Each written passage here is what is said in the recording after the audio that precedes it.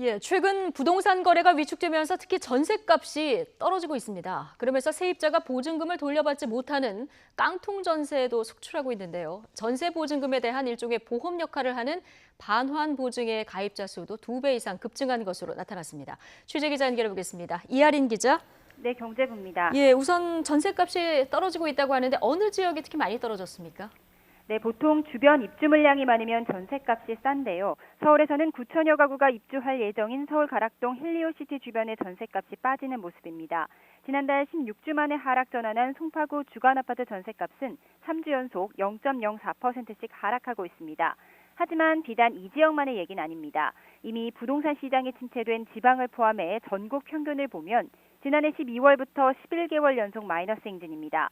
올해 말까지 전셋값은 계속 떨어질 것으로 예상돼 연간 평균으로는 지난 2004년 이후 13년 만에 처음으로 하락세를 보일 전망입니다.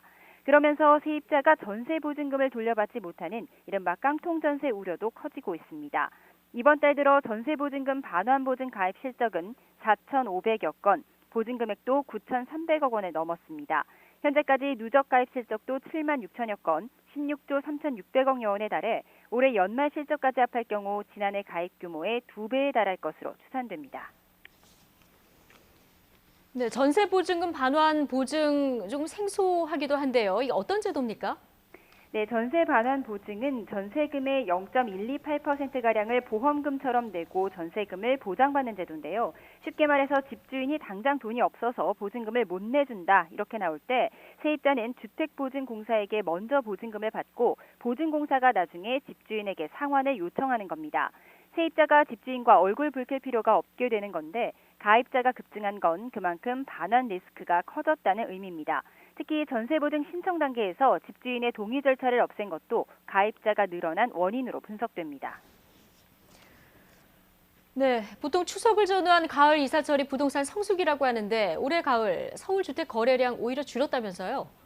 네, 가을 이사철을 맞아서 지난달 전국의 주택 거래량은 전달보다 큰 폭으로 늘었지만 유독 서울만 2% 이상 줄었습니다. 서울 아파트만 보면 거래량은 한 달 전보다 11% 이상 줄었습니다. 줄어든 매매 수요는 전월세로 옮겨갔습니다. 지난달 서울의 전월세 거래는 전달보다 30%가량 증가했습니다.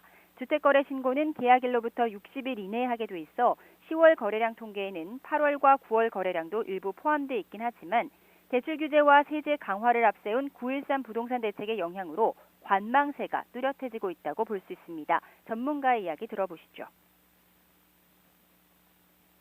전세 가격이 상대적으로 안정돼 있는 데다가 분양시장의 경우도 무주택 자격을 유지해야 당첨 확률이 상대적으로 높기 때문에 당분간은 매매보다 임차 수요가 증가할 확률이 높아 보입니다.